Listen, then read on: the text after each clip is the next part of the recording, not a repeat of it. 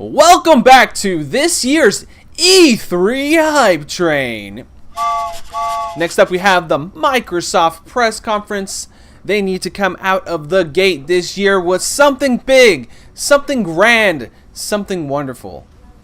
So what I decided to do for these big three, so Microsoft, Sony, Nintendo, I'm going to do topics, different sections for their press conferences. So we're going to do first party, third party, and then hardware reveals. We're going to talk all about it. We're going to go in depth. So let's get started with what will Microsoft bring from their first party this year. To start off, we're going to be talking about Fable. So the company that makes the Forza Horizon games has another studio working on a secret open world game. Nobody knows what it is. There's been some interviews. They say they want it to be the biggest game ever. It's something they've never done before. They've gotten really good at doing racing games, so they had to hire outside help to make this new game a reality. Everybody thinks it's going to be Fable, and everybody thinks it's going to be a groundbreaking reimagining of what Fable can be. So that would be awesome if they actually did that. So we'll see if we have anything from that. There have also been some rumors about a possible Perfect Dark reimagining or a new Perfect Dark entry in general. There's been a little bit of teasers here and there. There's this very specific one where somebody tweeted at Rare Ltd on Twitter and said, "Hey, I found these," and then I had the shorts. They're like swim trunks with Perfect Dark logo, and then Rare tweeted at them, "Well, you better hold on to those because summer's coming soon." Haha, sunglass emoji. Yeah, so the rumor is basically there's going to be a Perfect Dark, at least a reveal, maybe an announcement, a teaser, something like that coming up. Okay, one game we haven't heard much from was Crackdown 3. So we thought it was going to come out early, like late last year, around December. It never came out. They delayed it. They haven't said exactly when it's going to come out. So my theory is, since they released this new service, Game Pass, that when they come out on stage, one of the first reveals they're going to do, they are going to say, Crackdown 3 is on Game Pass right now to download. Exclusively this week during E3, Crackdown 3 is only going to be on Game Pass. Here's a 7-day trial. Try it out. Play some Crackdown 3. Everybody's watching E3. Go on there. Game Pass is free for the E3 week. Everybody can try out this game. Get everybody in the door on Game Pass. And everybody indoor on this Crackdown 3, so people get addicted to it, and hopefully they'll stick around and continue their subscriptions. And speaking of subscriptions for Game Pass, since this is all included under the first party umbrella, I'm going to talk about a little bit about their services. I think they're going to take Xbox Gold and offer a tier where you can excuse me, where you can get a year of Xbox Live Gold and Game Pass, and it's a new tier. So Xbox Live Gold right now for a year I think is $60. Maybe they offer one for $100 a year, but you get the Game Pass library. Or they say, okay, screw all that, there's no more games with gold. They stop games with gold 100%, but this is the last month for games with gold. Next month we're raising the price $10 for Xbox Live, $69.99, but you get a library of over 200 games, or whatever it is at this point. I think it's around 200 games. And maybe they just make that one program that everybody can use, and that would actually be pretty interesting. I want to see what they do with this new service, because it's a brand new idea. It's maybe not a brand new idea, but it's something that nobody's really tried before. So I'm really interested to see what they do with that. Okay, earlier this week they had a leak, a big, massive leak from Walmart Canada, and there was 2 Microsoft games on that list. There was Gears of War 5, which makes perfect sense. There's been a couple years since Gears of War 4, so this leak is kind of like, take it with a big grain of salt. Who knows if it's actually going to happen, right? So that is a possibility. Gears of War 5 continue this new trilogy. Why not? I mean, they already started it. They actually have a whole entire team called the Coalition that's working on the Gears series, so it would make sense if they had the 5th entry, at least a teaser for it. And you know, that pre-order page was for like, oh, it's gonna be a 2019 game, but here's the pre-order page. And then also on there was something that said Forza Horizon 5. Yeah, it's not gonna be 5.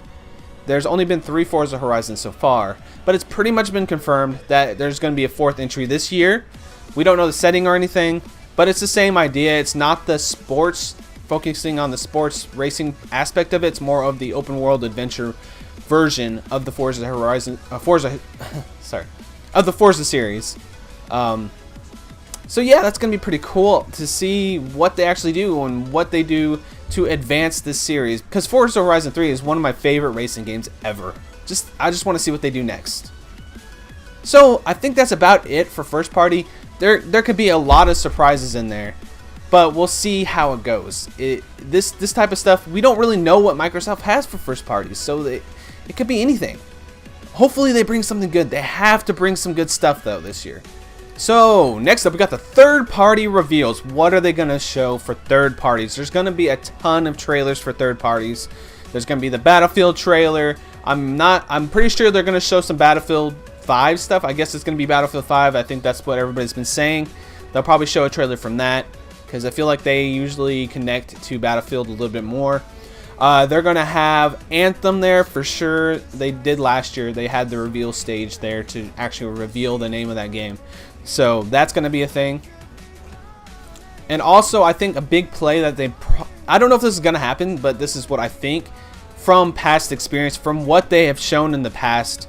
They had this co-marketing deal with Tomb Raider. So the Tomb Raider, I think it was the Rise of the Tomb Raider, was exclusive on Xbox One for 1 year.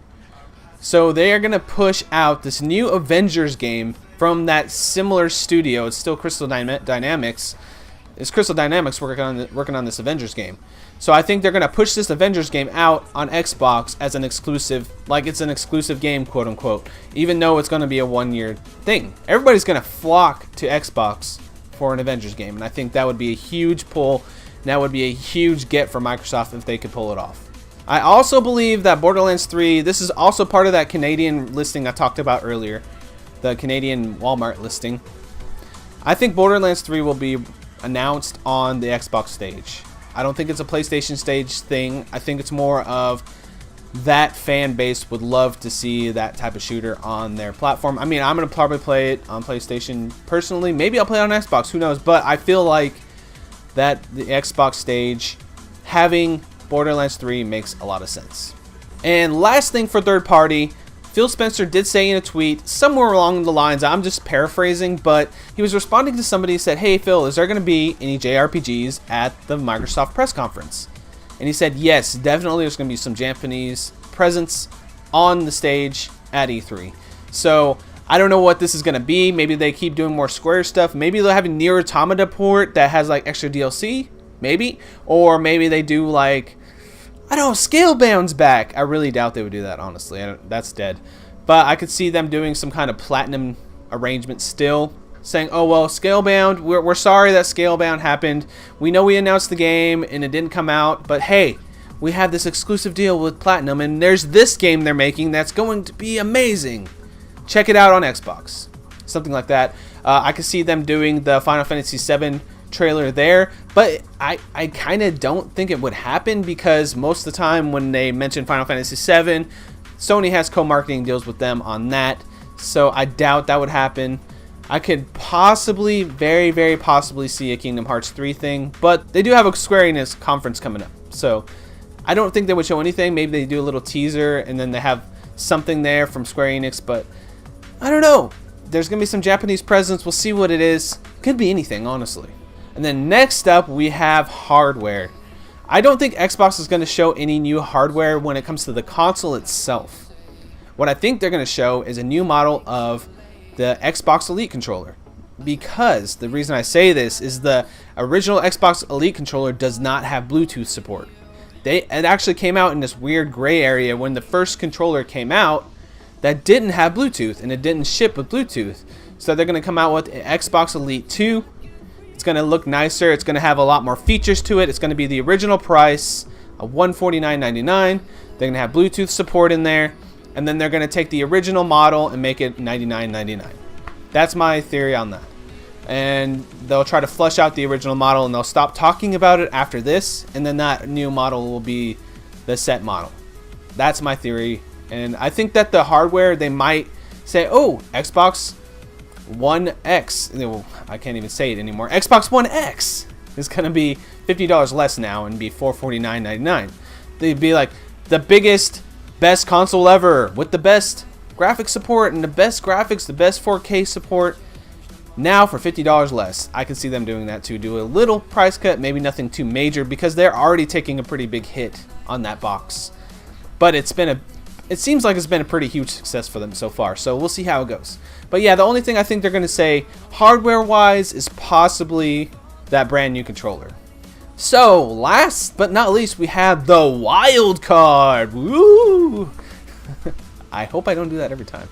But the Wildcard is going to be something crazy that could happen or something that is out of left field. So what I think is going to happen is they say one more thing, right? And then it cuts to black, and then you hear Banjo-Kazooie sounds, right? Ba ba ba ba da da da da, and I have some music, like really cheerful music, and it's a Banjo-Kazooie reboot. It's a brand new 3D platforming Banjo-Kazooie game. Oh, that doesn't sound too crazy, right? But that one's gonna have a teaser for it, and it's gonna be a 2019 game. They're just gonna say 2019. It'll probably be like a fall 2019 game, right? And at the end, it goes, burn, burn, burn, burn. You know what sound I'm talking about? It's the new challenger approaching sound, right?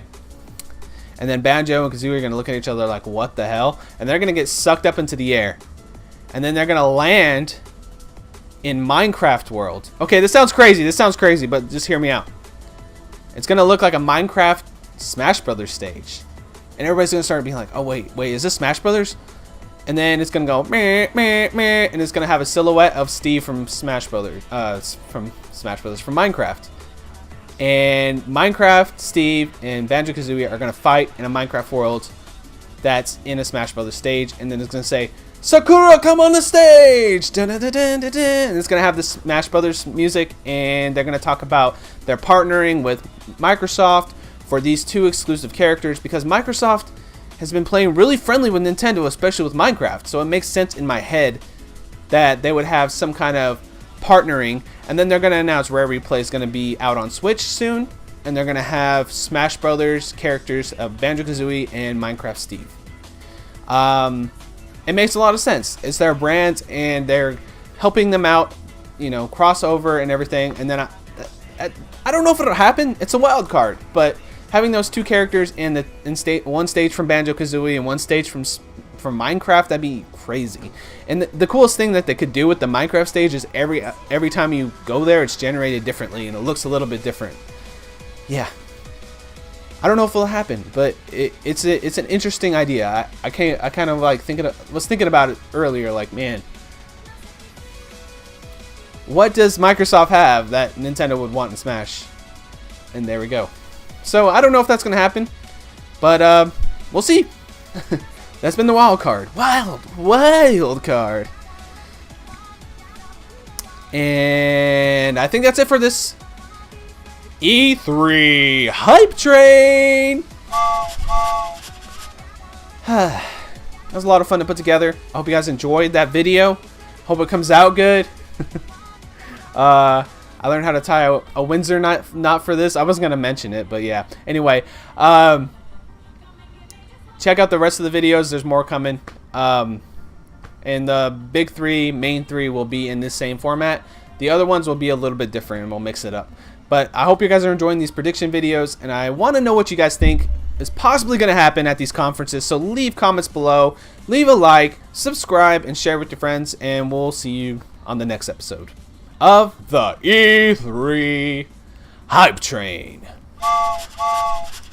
with the worst sound effect ever. See you guys.